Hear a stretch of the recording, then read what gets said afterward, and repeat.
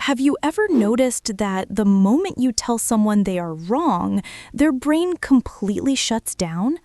Why does a simple difference of opinion instantly turn into a stressful argument, even with people you like? Most of us think that if we just present the facts clearly, the other person will see the logic and change their mind. But actually, human communication does not work like a math equation. When you push back against an idea, their brain often treats it exactly like a physical threat.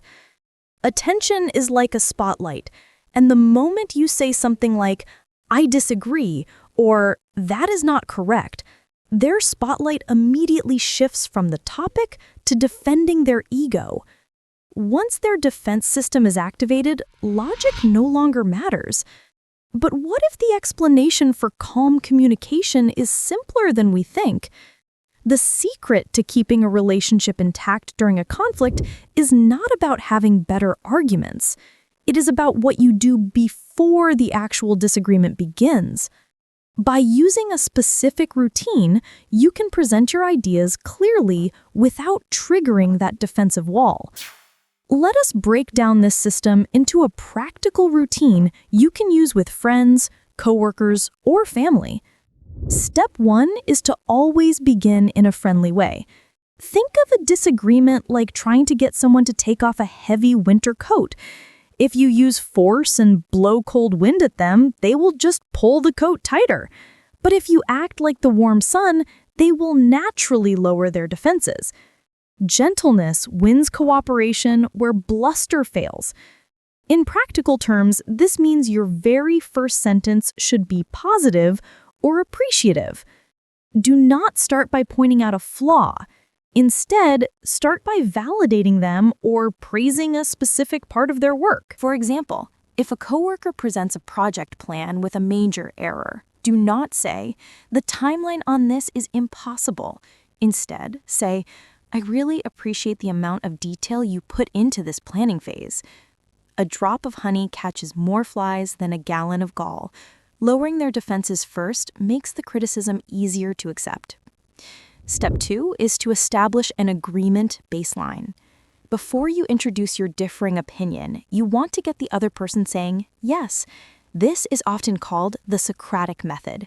Getting early affirmations sets a psychological pattern toward acceptance and makes later disagreement feel much less confrontational. Instead of contradicting them, ask a sequence of factual, agreeable questions. Let us look at a concrete example. Imagine a colleague wants to run a machine at a high speed that you know will cause it to overheat. Instead of saying, "You are going to burn out the motor," you ask questions they must agree with. You ask, "We both agree we need to follow the manufacturer's standards, right?" They say yes. You ask, "The manual says the motor should not exceed a certain temperature, correct?" They say yes. Then you ask, "If we run it at this new speed in this warm room, will it cross that temperature threshold?" By stringing together truthful responses, you lead them to your point naturally. They arrive at the conclusion themselves. Step 3 is to acknowledge their perspective completely. You must try honestly to see things from the perspective of the other person and express it out loud. Doing so radically reduces defensiveness. Most people just want to feel heard. If they feel misunderstood, they will keep repeating their point instead of listening to yours. When you prepare for an interaction, think about their motives. Are they worried about the budget? Are they stressed about a deadline?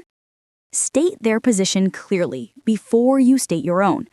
You can use concrete phrases like, "If I were in your position, I would absolutely be looking at the budget first too."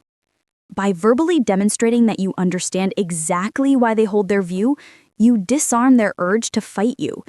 You become a partner in the discussion rather than an opponent.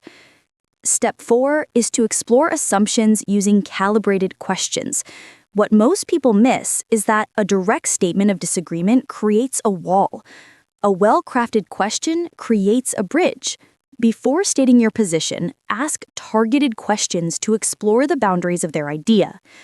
If a friend suggests a trip that you think is too expensive, do not say, "I cannot afford that, it is ridiculous."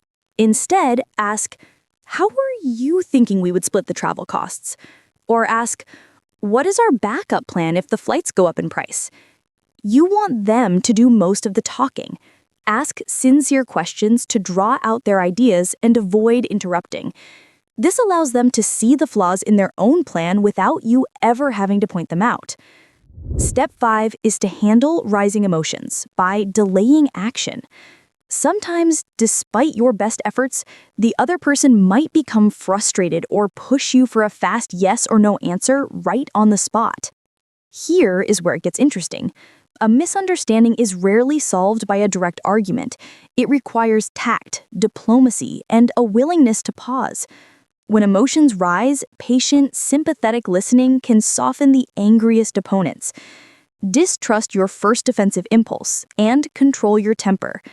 If you realize you have made a mistake, admit it quickly and emphatically. Admitting you are wrong instantly diffuses conflict. If the other person pushes for an immediate decision and you feel tension building, simply promise sincerely to study their ideas. Use phrasing like, "You have brought up some good points. Let me think this over so I can give it the attention it deserves." Postponing action gives both sides time to cool down. It is completely fine to step away from a heated moment. When you finally return to the discussion, the emotional temperature will have dropped significantly. This pause creates space for logic to return to the spotlight.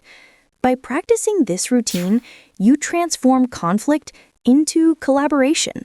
You approach conversations with curiosity instead of hostility. Your everyday interactions will feel incredibly low effort and calm. You do not have to win an argument if you can prevent the argument from happening in the first place. What if the key to being highly influential is just letting the other person feel perfectly understood? If you enjoy understanding how things work and want more mental models like this, subscribe. What topic should we explore next?